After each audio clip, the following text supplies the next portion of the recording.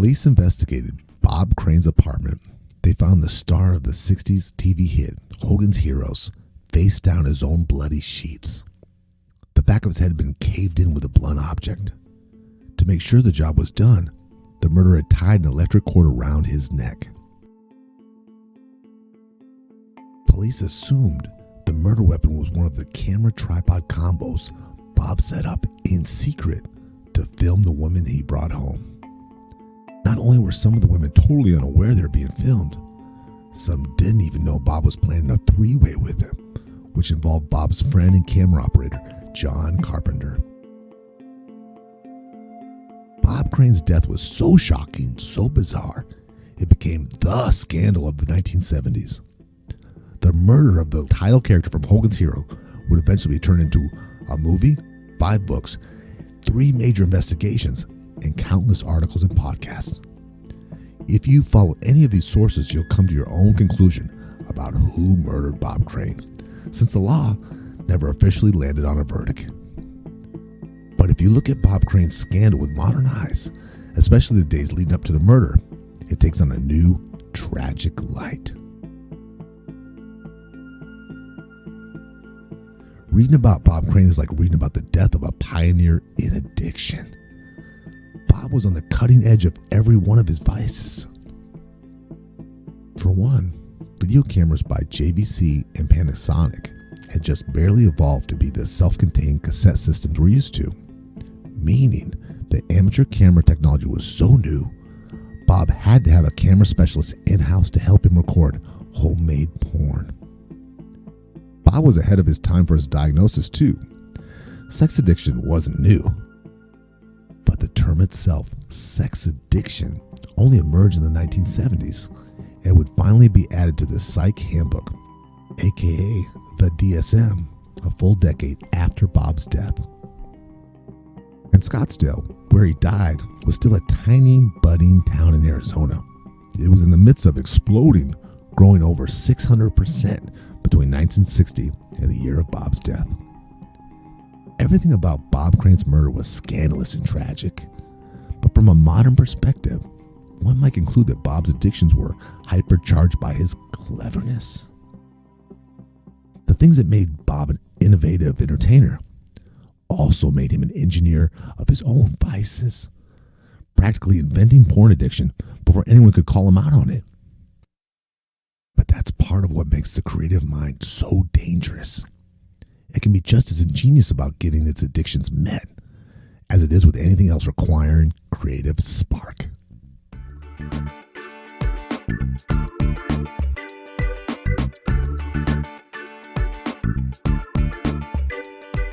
You're listening to The Re-Engineered You. This is a podcast about self-empowerment and all the myths, lies, and misconceptions we tell ourselves. Then we use science and history to bust those myths and re-engineer a better you. I'm your host, Todd Laments, the extrovert. And I'm the writer, researcher, and introvert, Joe Anthony, whose job it is to dig through the outer layer of no-da on the internet. Online shopping, porn, alcohol, nicotine, sugar, salt, fat, mobile games, microtransactions, casinos in our pockets, tweets in the air, pings, rings, chimes, the sound of gold coins pouring from a slot machine.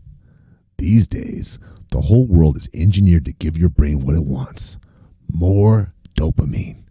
If you're an addict in the modern world, you're standing in an ocean of dopamine up to your waist, holding a bucket, trying to bail it out.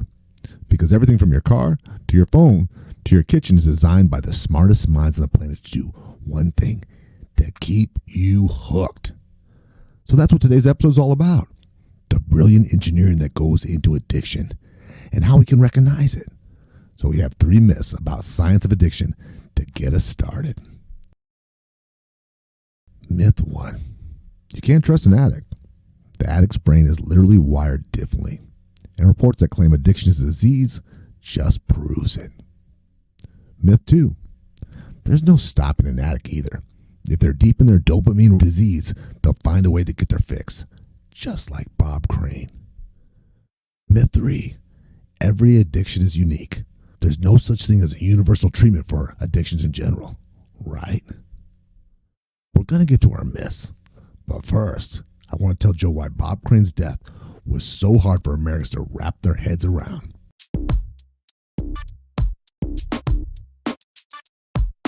Mr. Crane apparently was killed, according to the medical examiner's information, from a blow to the side of the head.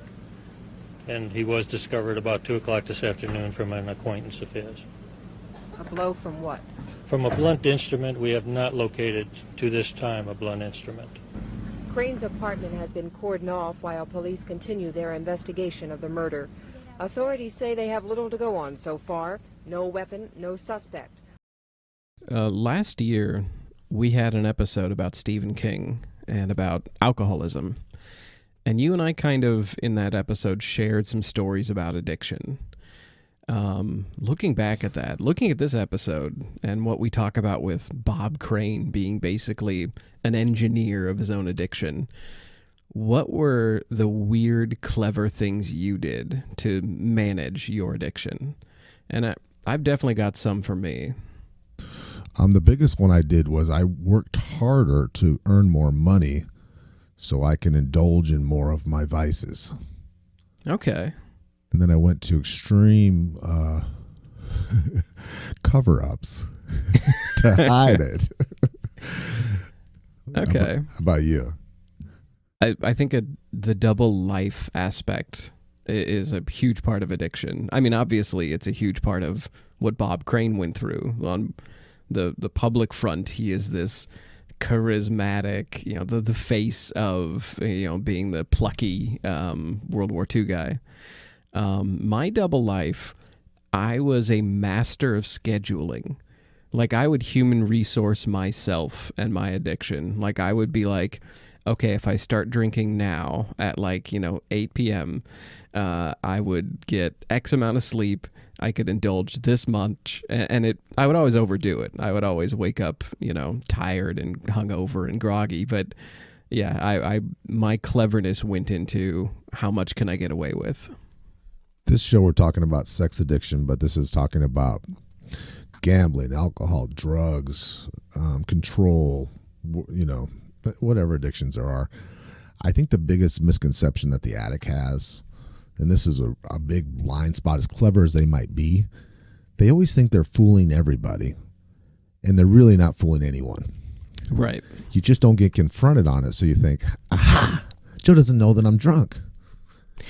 I think that because of the way humans are so good at spotting weirdness and uncanny valley, and we're so good at seeing a slight bit of crazy, it's like catching a spider web in the corner of your eye. We are more put off by somebody who's hiding most of their addiction than we are by somebody who is living out in the open with it.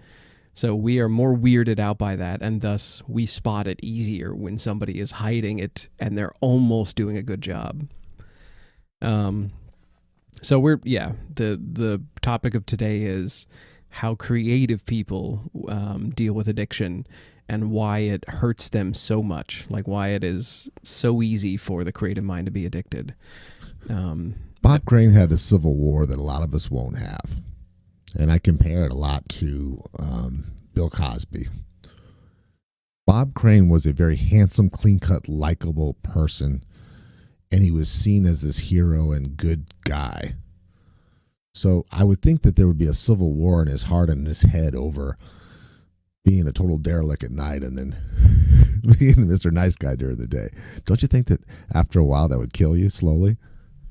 That is a really good way to put it, especially since he has spent years curating this image. Like he has built himself into this handsome, clean-cut, likable guy. So obviously he knows enough about self-presentation, self-image to take it hard when he realizes his addiction could bring that crumbling down.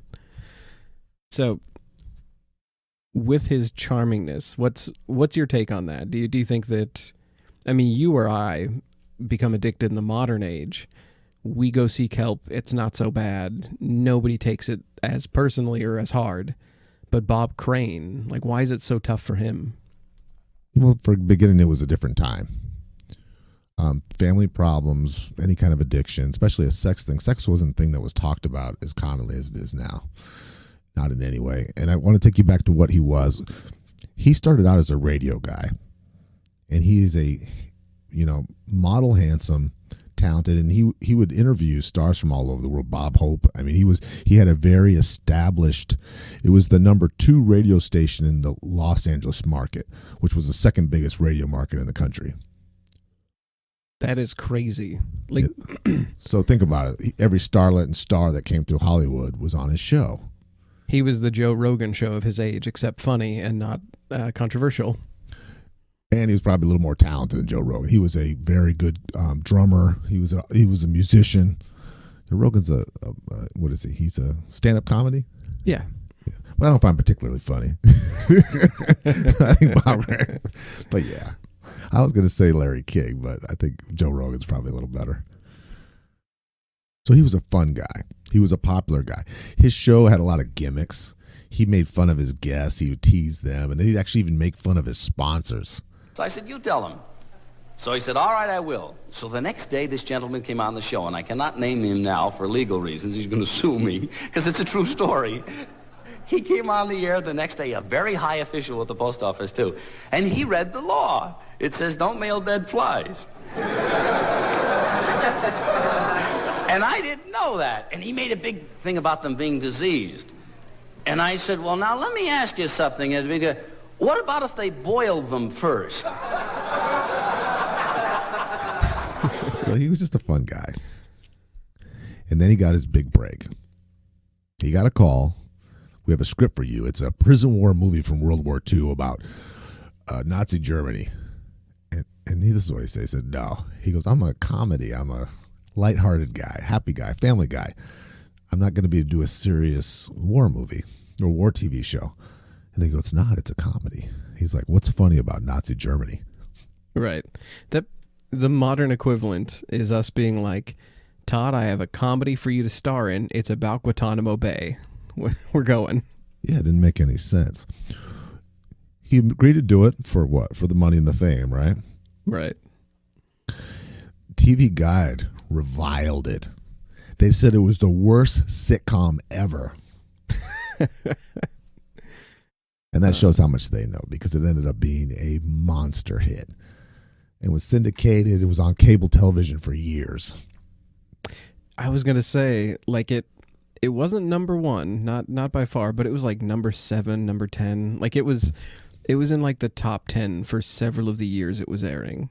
And reruns, it's run continuously for the last 50 years. You said you watched an episode last week? Oh, yeah. It's easy to find. I remember seeing it come up, I think at Nick at Night when I was a kid. And then you can find episodes just on like YouTube and some of the streaming platforms. I found this, and I found this to be very, I just thought this was great. He's talking about some of his actors who worked with him on Hogan's Heroes. And there was a guy named Louis Lebeau, and he was a French prisoner of war on the show. That was his. And he said that working with Bob Crane Bob never acted like he was better than you. He never acted like I make more money than you. He was always listening. He was always acting like he was just one of the guys, that he was absolutely just wonderful to work with. That is awesome.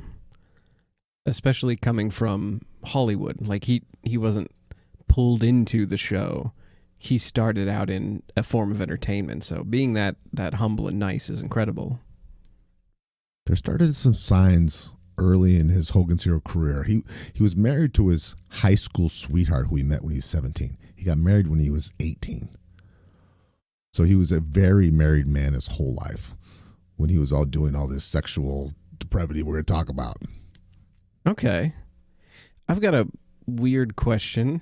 Do you think that is part of addiction, is like finding a partner early that will like not mask but present that, wholesome side? Enabler. Yeah. I think every addict looks for a good enabler partner without even subconsciously, not even knowing it. Okay. You agree with that? Yes, I do. I think that I have seen people who are recovering find partners that are unrelated to their past life that will drag them back in. So I totally believe that. There were signs that he had an unhealthy relationship with women. He would have affairs with one leading actress after another. So he was the star of the show, and he used that to be in a relationship, even though he was married, very married. He also used to have his locker room or his dressing room where he would get ready full of naked pictures of women that he had taken. Which seems outrageously inappropriate by today's standards, by our Me Too standards now, to say, hey, look at this one I hooked up with in Florida. And these were homemade things. These weren't like pinups of Playgirl or something. These were his own, naked with some chick in Denver. That is so weird. Like, okay, there's the stereotype of like the changing room or men's locker room having like a nudie calendar hanging on the wall, just a single, fetish image or whatever. But that is, if you were another actor walking by that and you peeked in, you're like, hey Bob, we're about to get ready on set, and then you just see that and freeze in your tracks, and you're like, okay, well, I'm gonna go the other way. Like, that's the booth of porn. That is odd. I mean, he had an appetite for this. He did this. He indulged in this addiction his whole life for years, day after day. His second wife was well aware of what he does after when he's not with her, and they ask him, how can you stay with a man? How can you love a man who treats women this bad? And she said, I'm not the one being used. These women are. This is a direct quote. Bob said, I wish when I was finished I could just push a button and it'd fall through the floor and disappear. Which is a horrible way to talk about. That is some... And his wife said, well, how can I be jealous of that? Or something like that. He treated women the way the world treats toilet paper. Who's going to be jealous of toilet paper? That is, okay. That is also part of the quote, just for the record. We're going to just say outright that not too many addicts wish they had a trap door in the floor to get rid of other people. That is... I mean, I know that he's a comedian and that is a total joke. But I think the stigma of an addict having morals degraded is very prevalent. The idea that like somebody will pick their addiction over morals or over other people is kind of brought up a lot. Is there a social class to addictions? I absolutely believe that, yes. My grandfather who died of alcoholism he talked down about drug addicts like they were just the big piece of shit ever, Yeah. Okay. And I never understood that. I'm like, isn't that the same thing you're doing? It's weird because it is like kind of dependent on the tides of what is popular, what is legal, what the government says is okay. Like, okay, we're in Oregon here where marijuana has been legalized. People from outside states who will drink just amounts of liquor that I now know is killing them will come over and thumb their nose at all of these hippies smoking marijuana all across Oregon. And it has drastically lowered our rates of hospitalization from, heroin and fentanyl and other addictions. So, I mean, there is absolutely a class system within addiction. And I think about people with a sex addiction would say, well, it's because I'm desirable or, I'm just a healthy, blue-blooded. Right. If you could do it, you would kind of thing. Or the person who spends hours a day on porn websites will look down at people who will go to, do something very dramatic and gross, like go to a porn theater or expose themselves in public or cheat. But really, it's kind of the same ballpark. It's the same addiction. I ran into a guy. Okay. I've been to addiction meetings. I ran into a guy who said he was running a loading facility. So like it was shipping and receiving basically.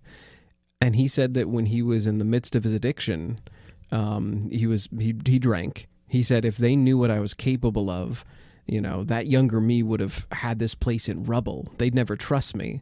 And he was a manager.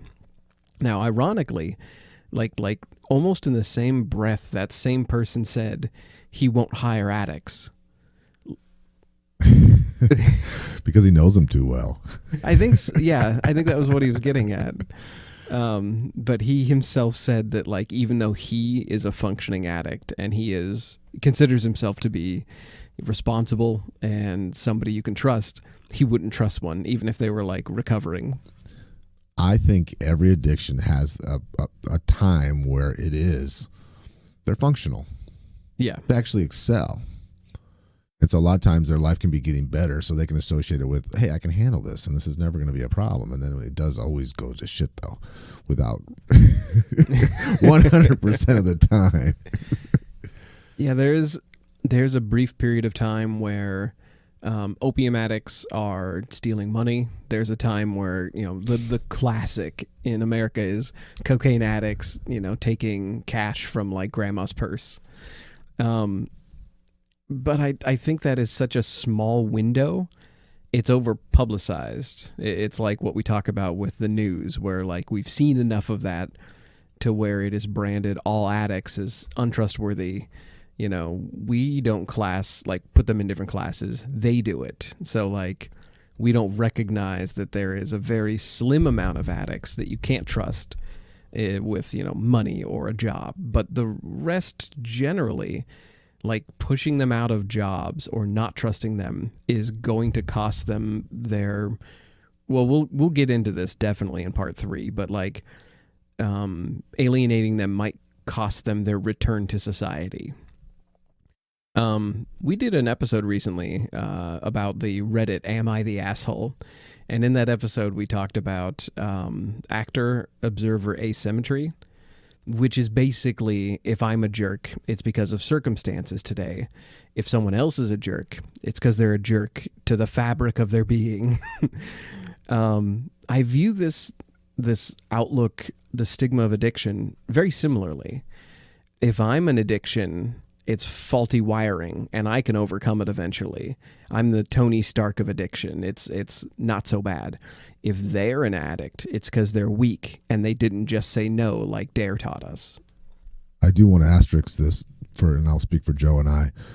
When we're talking about Joe and I are both multiple addicts in different things. So we've done all these things as judging, and yes, that's why we know so much about it. That's not a hypothetical voice I speak from. That's how I used to think. We like to put people in boxes. It's the only way we can get through life. Right. So I kind of want to talk about a couple of studies. Okay, so this comes from Public Health. We're going to definitely link off to this article because it kind of illustrates how we actually see addiction. We can say all day that we want people to succeed and that we want people to recover and we want to treat it like a mental illness.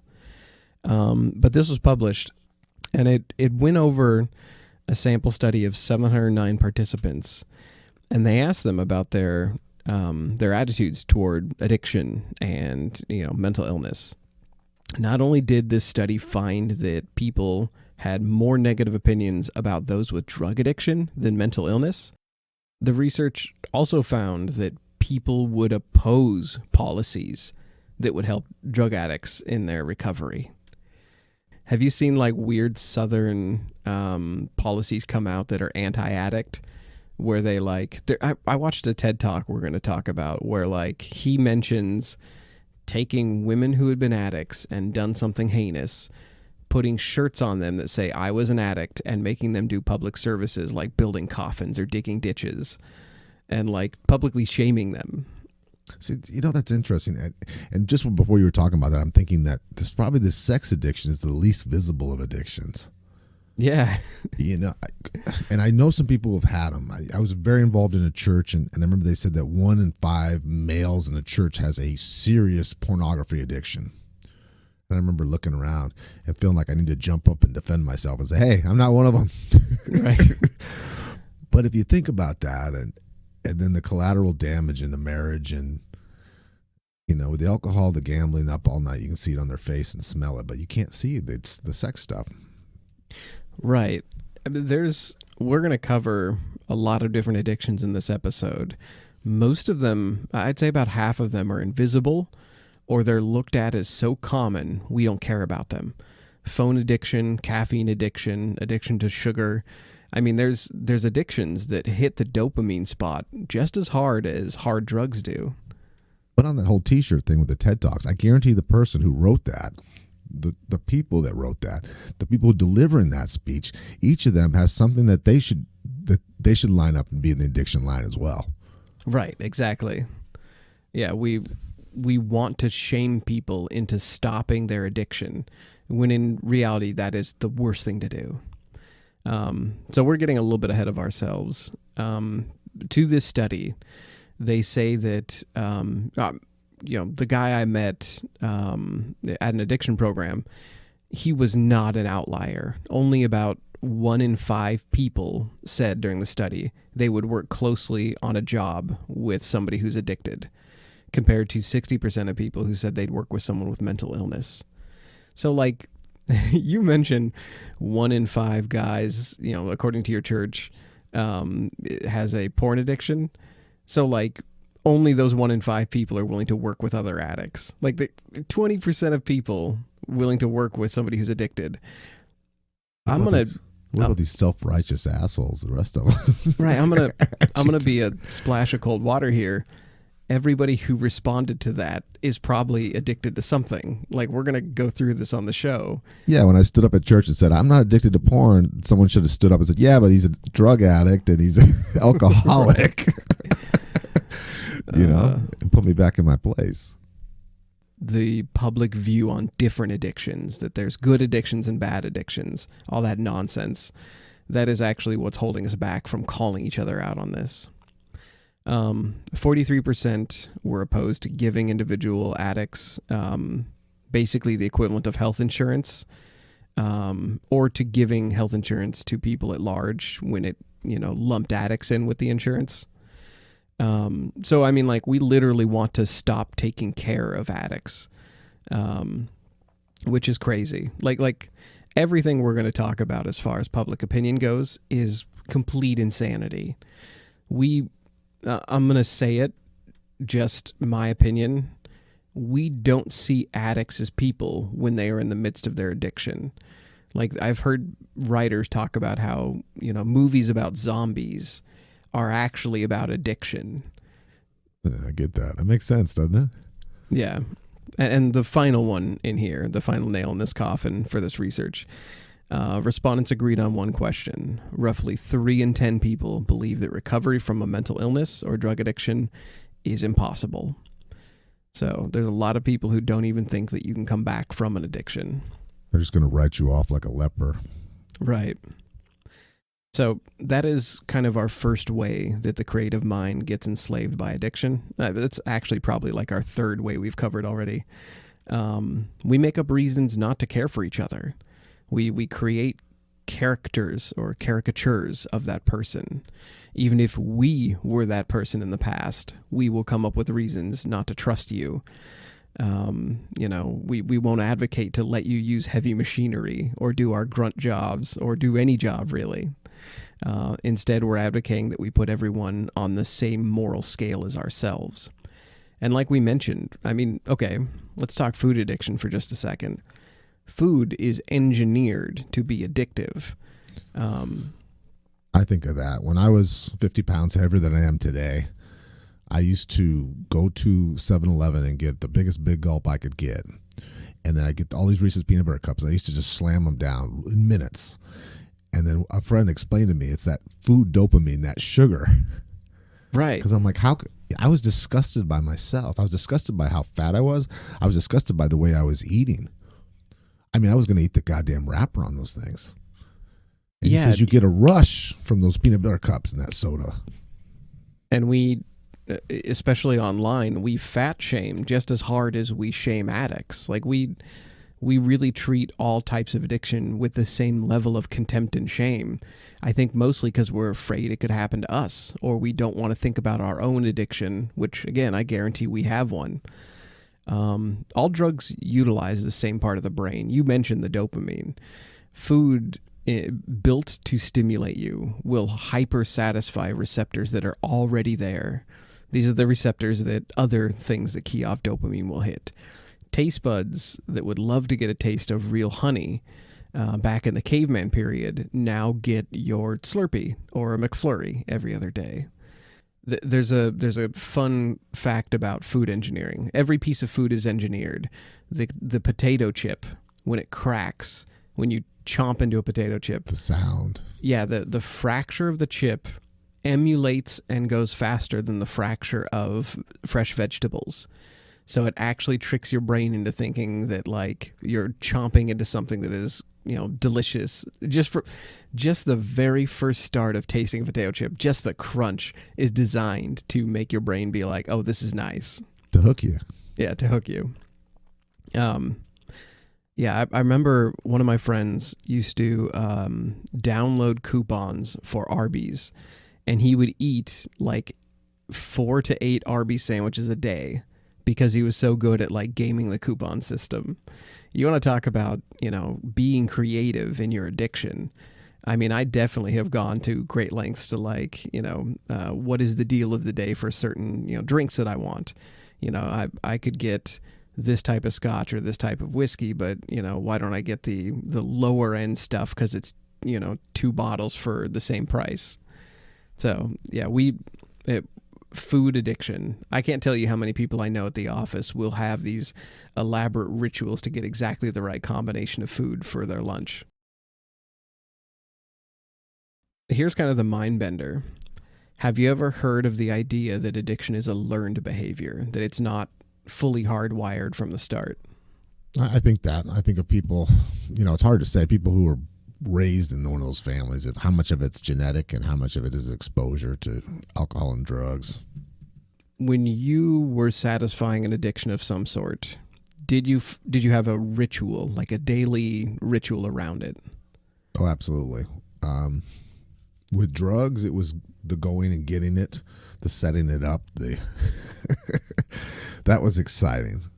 Okay. To know who to call and where to meet them, and then the apprehension about getting them. And with alcohol, it was like that too. It's like, I'm off at this time, I'm going to go straight to the liquor store, and then I'm going to go and, whether I'm watching a game, whether I'm at a bar, there was always so it would be the perfect experience, I guess is the best way to put it. That is, yes, that phrasing, it's going to be the perfect experience. That is a great way to say it. There's a professor, Mark Lewis, and he's in the Netherlands. He talks about deep learning. And the idea is the longer a time you spend in your addictive state, the more cues you attach to your drug or drink of choice. Triggers. Yeah, triggers, cues. I mean, like he literally uses like, he uses the phrase triggers a lot in his article. And one of the things I realized while reading this is, for me, being in an addictive state would be very different. Like if you say you're a social drinker and you go to the bar and you drink, you only do it at, tip off or something. You sit around other guys, you all have a beer and you watch at the same time. That feels like a social activity. But I guarantee those are all sort of like you mapping out your addiction, letting your brain get used to those cues. You won't be able to see a game the same way without having those cues get triggered from now on. For me, it was, drinking, and like I would read, and then I would play video games, and I would just sort of like space out. So it's like the triggers can be very, very commonplace, but you're designing the perfect experience for yourself. Whatever comforts you ends up being the way you sort of build your addiction. They become very powerful, though. They sound very simple, but then over time, I remember at times when I would drive down certain streets where I lived, and it would grab a hold of me. I'd have to drop everything I'm doing and go do what I had to do. Yeah. Okay. So in drug abuse programs, they talk about geographical cues, like you being in a certain space and time will do it. So it goes from it's about the substance to it's about the place you're in and the things you're doing while using that substance. And for Bob Crane, I mean, like it seems like he brought it with him. So like, Bob Crane is starts out with a sex addiction where he's just having sex with random people. Then it's carrying pornography everywhere. Then it's plastering that, pornography that he is taking pictures of in his own dressing room. Like he is a model candidate for this, deep learning system. As he dove deeper into, and this is not just specific to Bob Crane, but as he got deeper into his addiction, it became uglier. Yeah. And he became less aware of how dirty it was and how inappropriate it was. He kind of thought that it was just fun, natural. Everybody has sex. It should be cool. He started to overshare his his very, I don't know what kind of lifestyle you call that, alternative lifestyle or what. Well, don't you find that that's similar to a lot of addictions? Like the more socially acceptable it is, the more everyone is just like, well, everyone does it. Everyone has a drink after work. Everybody eats a burger once in a while. Everybody, smokes at breaks. And then suddenly you're the person who's doing it nonstop to where people are finding it offensive. And most of this, by the way, according to, this sort of deep learning idea, almost all of these can be triggered by stress or alienation. So the idea that like the longer you spend in your addictive state, the more cues you attach to your drug or drink or visual of choice, and you're going to turn on that dopamine system. You're going to seek those triggers when you're stressed or alienated. Now the alienation part is very, very important. There is a theme we are already hitting, which is creative people become addicted, and then we isolate them and they stay addicted. So just keep that in mind as we go on through this podcast. This also applies to positive things, the idea of deep learning, by the way. It applies to making money. I'm going to quote from his article here. He says, quote, "There have been studies showing that people making high-powered decisions in business and politics also have the very same high levels of dopamine, specifically dopamine metabolism in the striatum, because they're in a constant state of goal pursuit."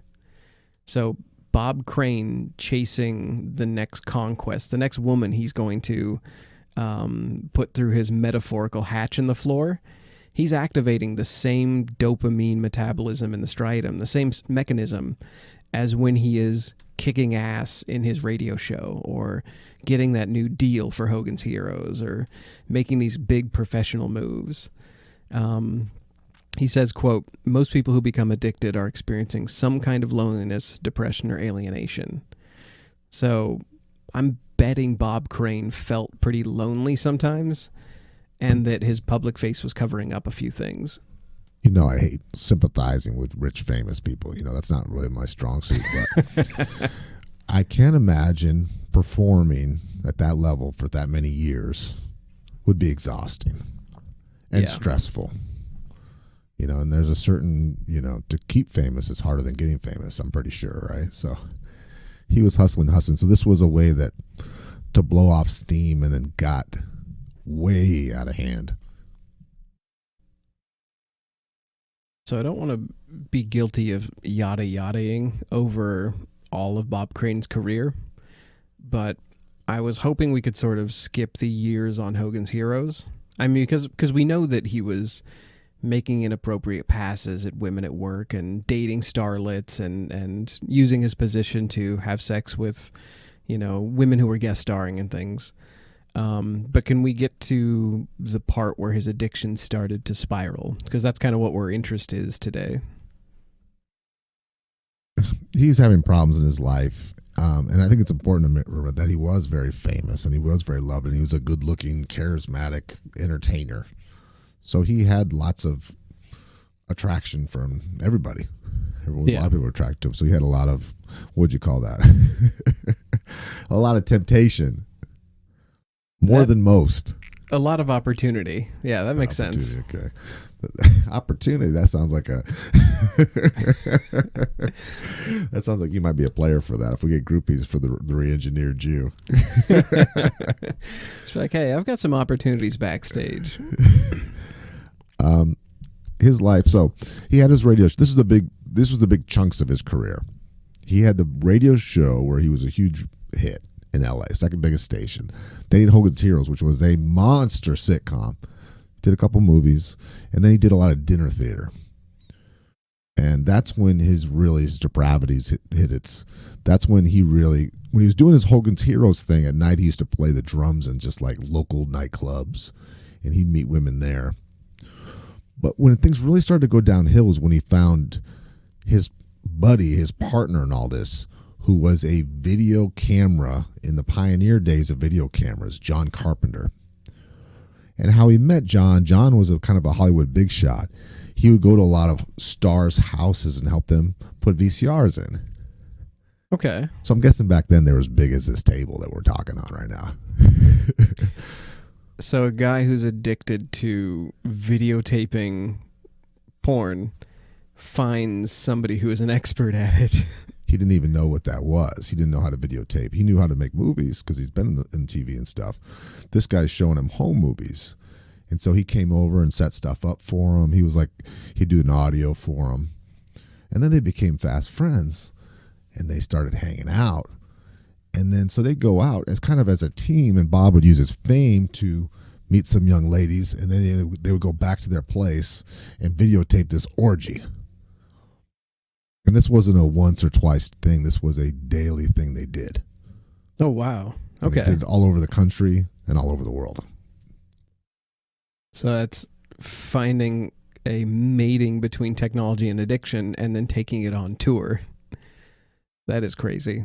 What do you call a friendship like that?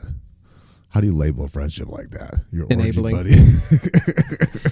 That's like an addict. That's like a drunk making friends with a moonshiner. Like that's Exactly. That's well put.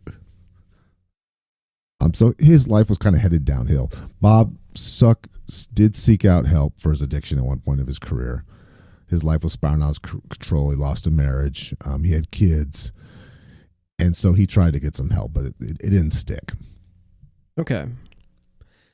And weirdly enough, when I was reading through this, his psychologist, whoever was working with him, actually did label him correctly. He did get the diagnosis of sex addiction before it was an actual diagnosis. So I think that's impressive that they were on the money and he knew about what was going on. Bob Crane wasn't blind to his own addiction.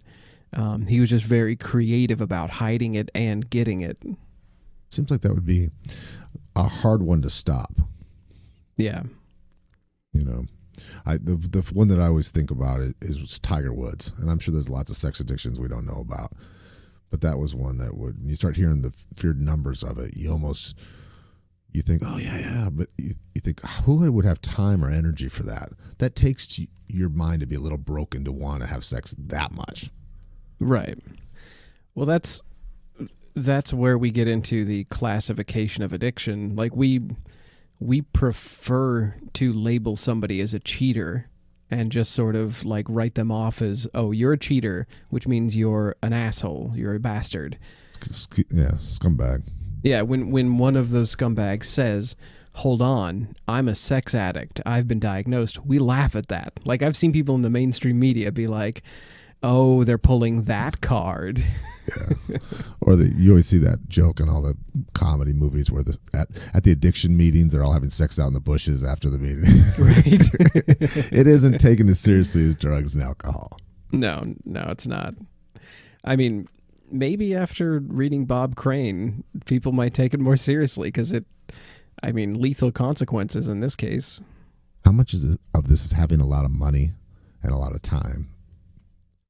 Time, money, and fame. Like he had all the tools to be able to maximize this addiction, especially in this era.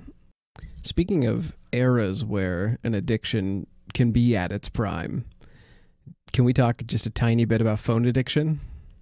Talking about phone sex or phone, like addicted to your phone?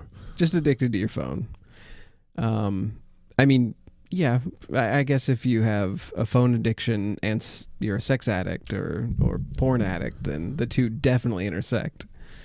But just the part where every app on your phone is designed like the potato chip, the crunch of the potato chip. Every app on your phone is designed to hit those dopamine spots. I totally get that. I see these parents at dinner at restaurants screaming at their kid to put their phone away. and then you see the parents hunched over staring at their phone as they're screaming at their kid. There's a Google product manager who quit and has now become kind of infamous. Like he now sort of runs the anti-app, anti-phone revolution. And he talks about how every meeting that they had was about the dopamine effect. It was about, how to design literally the most addictive system they can. That's crazy. They're talking about it out loud and not in the back room with a psychiatrist. Yeah, they talk about it as if they are engineering a slot machine. And they really have. Like when we open this episode, we talk about the bells, the chimes, the dings, the sound of, slot machine coins coming out of a machine.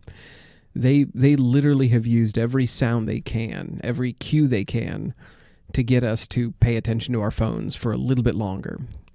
Now, you can watch his videos and his talks online. We're going to link to a few. But Tristan Harris says, to form a habit, when someone pulls a lever, sometimes they get a reward. Not all the time, sometimes. He says there's a whole playbook of techniques to get you to keep using these products as much as possible, and they're shaping the thoughts and actions of people. Now, I kind of didn't believe that when I first heard it. Like, I was like, okay, well, they made a useful tool. It's got some interesting bings and sound effects, but I'm not governed by this. That was until he started talking about how to unaddict yourself from the phone. That's when I started realizing how many of these things are built to give you dopamine. So can I give you a couple of examples of how your phone, Todd, might be purposely addicting you? Please. Okay. When you are on Twitter or Instagram or Reddit and you get a notice that somebody has messaged you, did you know that the more clever programmers will bunch them together instead of sending you all the notices at once?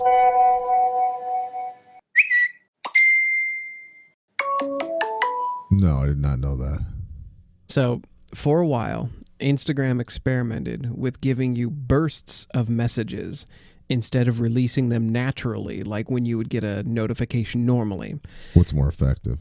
The bursts. So the burst messages, getting 2, 3, 4 messages, even if some of them aren't from people, getting them in a grouping like that will give you a bigger hit of dopamine. It makes you feel famous. Like, oh my God, you guys are just too much. No pictures, please. I know how that feels. Yeah. So I was getting car accidents sometimes checking a message from a bot. Right. Okay. You said an important thing there. So having a couple of those be from real people and a couple of those be from the service is important. So they got to beef it up. Yeah, exactly. They beef it up. They keep you connected longer. If you have a gap where you stop using your phone, a lot of services have learned that if they send you a Google timeline to show you what you were doing this time last year, or an update from the service, or a message saying, reminding you of things you'd watched, or just these little quote unquote services where they remind you to use the app some more. They come in bursts with your other messages, or they come in the gap times when you haven't been using for a while. It is literally like seeing an advertisement for Smirnoff vodka passing on the bus.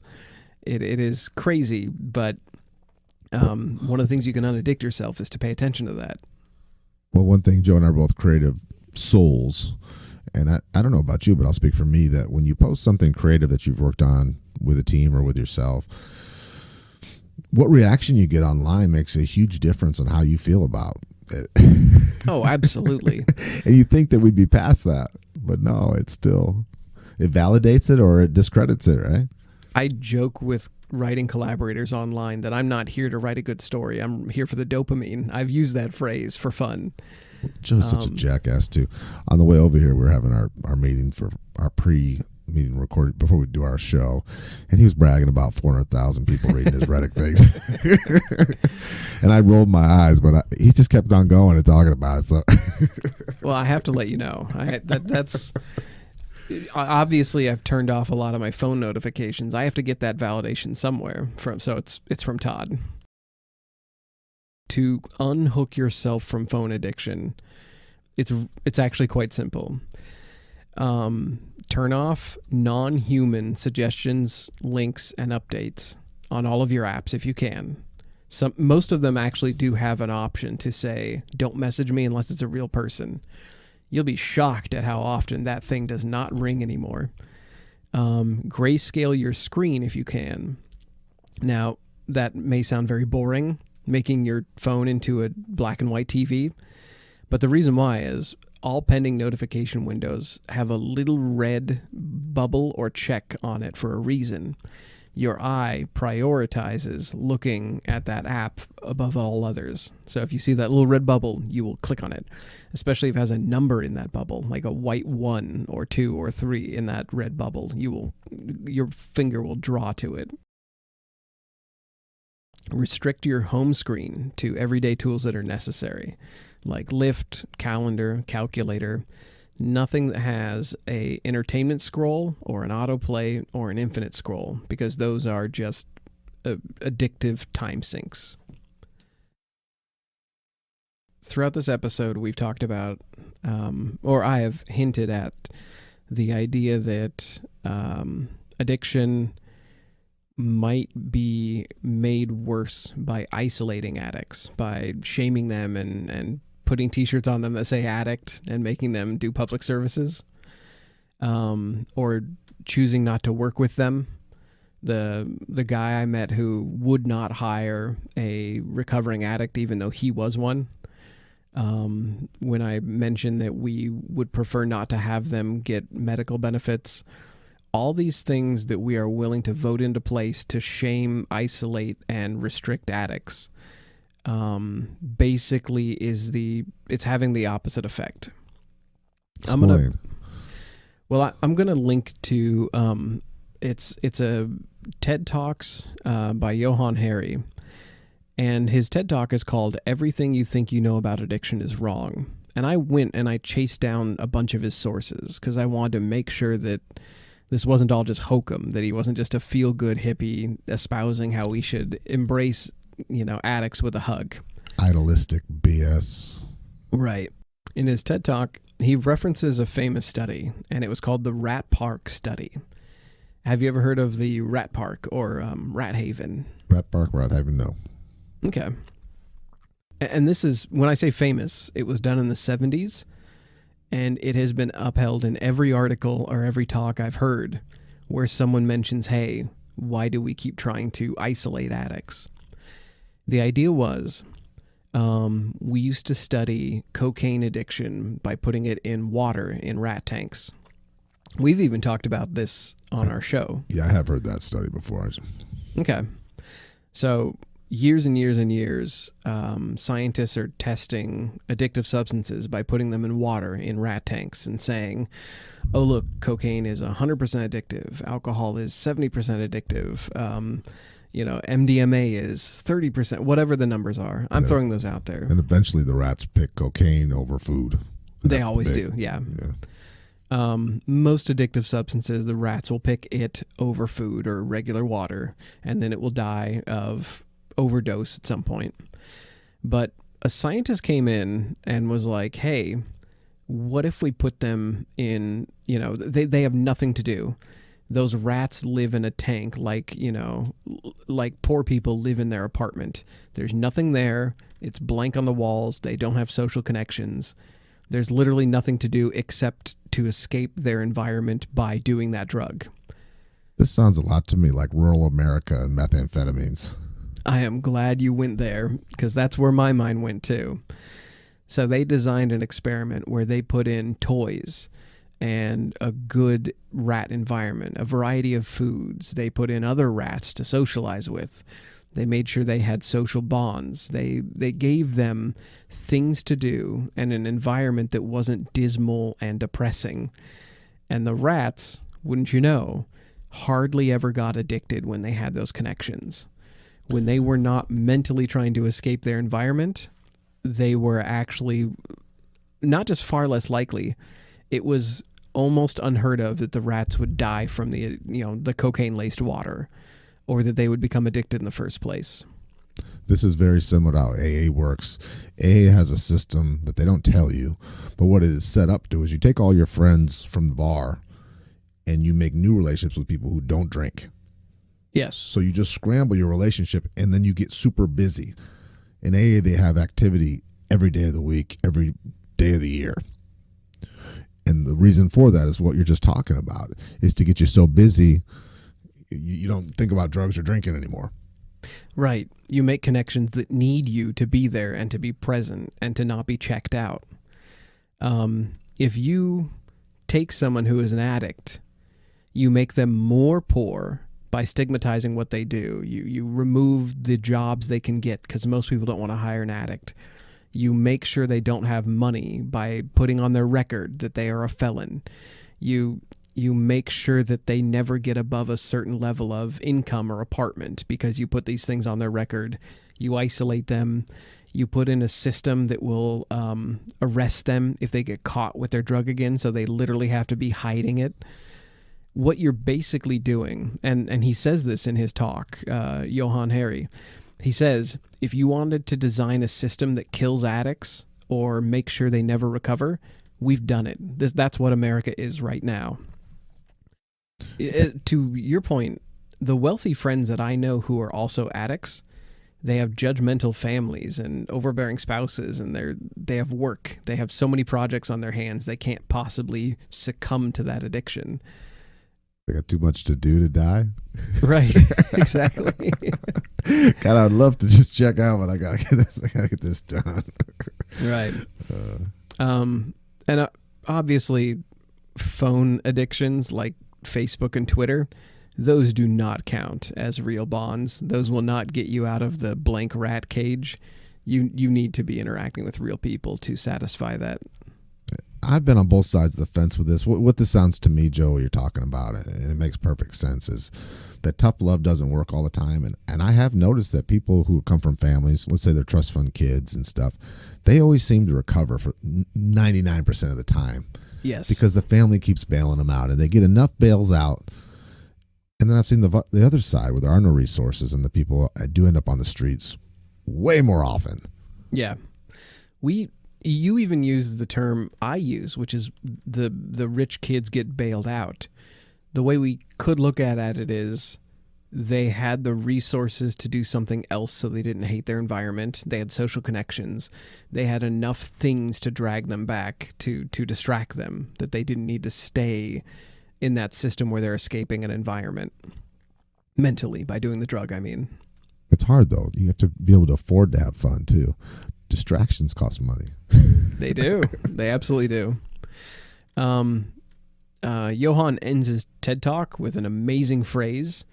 He says, the opposite of addiction is not sobriety. The opposite of addiction is connection. I love that. Imagine if Bob Crane had been taken aside and taken away from his buddy, John Carpenter, the photographer / video expert. What if this had ended differently? What if he had had those connections in that moment?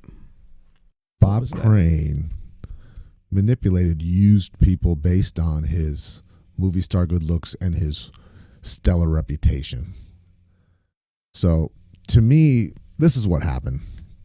And this is how he met his end. Him and his friend John Carpenter did this bait and switch thing for years, where they'd go out and pick up women and videotape of them. The women weren't always known that they were being videotaped either. That's another thing. And the way he was found in Scottsdale in an apartment in a very nice area. There was no forced entry. There was blood coming out of there. There was a violent death. He was beat to death with a tripod of a camera, which is what John Carpenter's specialty was, which he has been handling for 40 years of his life. Right. So it'd be like a baseball player killing you with a baseball bat. It's so wild and gross and weird. And then he ties things on and he strangled him. It's very personal. It wasn't a robbery. So a lot of the theories were that Bob had finally gone to his friend John and say, I don't want to do this anymore. And John was like, what do you mean? We're this orgy traveling tour. We can't end it. And he was so mad. He was so hurt that he went back and said, if I can't have you, nobody can. And like I guess your ex-lover, jealous friend, he beat him to death. Now, the crime scene back in the day was contaminated terribly by the police. They did a horrible job, probably because in this area there weren't a lot of murders. Okay. But there was blood coming out of the house. There was blood on the curtain. There was blood in John Carpenter's car. And years later, there was a chunk of brain from Bob Crane in John Carpenter's car. Wow. Now, they tried them, and they couldn't prove it. There was no murder weapon. They said it might not have been the camera enough, but God, that's a lot of evidence, Joe. I'm not a detective or anything. I was going to say, that is so much. Like, that is, yeah. What's a guy got to do to get caught, really? I wonder, just from my own life experience, how much of this sex was consensual. I think they got kinkier and dirtier, and I doubt that it was. Yeah. I think we're dealing with probably a lot worse than Bill Cosby, sexual predator. I know that his son went on record to say that it was always consensual, but looking through the list of like accusations and stuff, it sounds like it got very questionable and very seedy and very criminal. I want to challenge everybody to watch this movie, Autofocus. Joe's teaching me how to write to do better storytelling, and this is a very good movie. It follows the timeline. It's well acted in.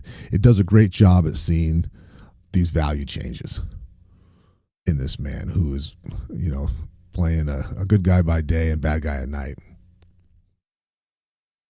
And if you want to watch it, I did look it up. You can, oh my God, it's got Greg Kinnear and it's got Willem Dafoe as John Carpenter, in case you want to be extra creeped out by the potential murderer.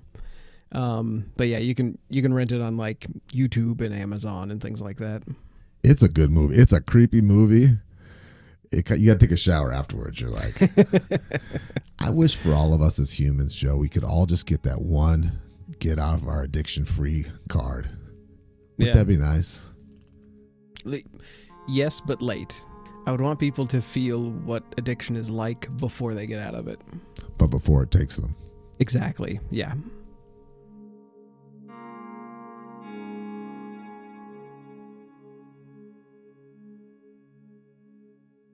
Historically, Americans tend to focus on addiction-related deaths only when it's a celebrity. Elvis Presley, Billie Holiday, Michael Jackson, and Heath Ledger. Or if you want to get more recent, DMX, Michael K. Williams, Art Bell, Tom Petty. When it's a celebrity, we say it's tragic. When it's Kenny from the hardware store, then it was his fault for having weak morals. To be blatantly, scientifically, statistically honest, the war on drugs isn't going well. Even calling it a war might be why we're in this mess. Implying that one side can win, that there is an enemy. That lucrative addictions like alcohol or opioids are acceptable for society, but non-lethal drugs like LSD or marijuana make you the enemy. Or that we can fight addiction, like addiction is a soldier charging at us over the trench wall, and our only choice is to lock it and its victim behind bars. This attitude as a whole is what drives loved ones deeper into shame and isolation. And people are smart. They're creative when it comes to hiding addiction and getting more of it. Study after study has shown that connection, social bonds, acceptance, and a supportive environment aren't just effective at curing addiction. A loving social environment with safety nets makes addiction near impossible to take hold in the first place. Maybe that's how we save the next Bob Crane or Philip Seymour Hoffman. We stop telling them that they're morally weak. We stop trying to give them time in double digits. We stop trying to help them find the bottom faster. Maybe if we stop going to war on addicts, we won't find so many casualties lying face down in their own bloody bed sheets.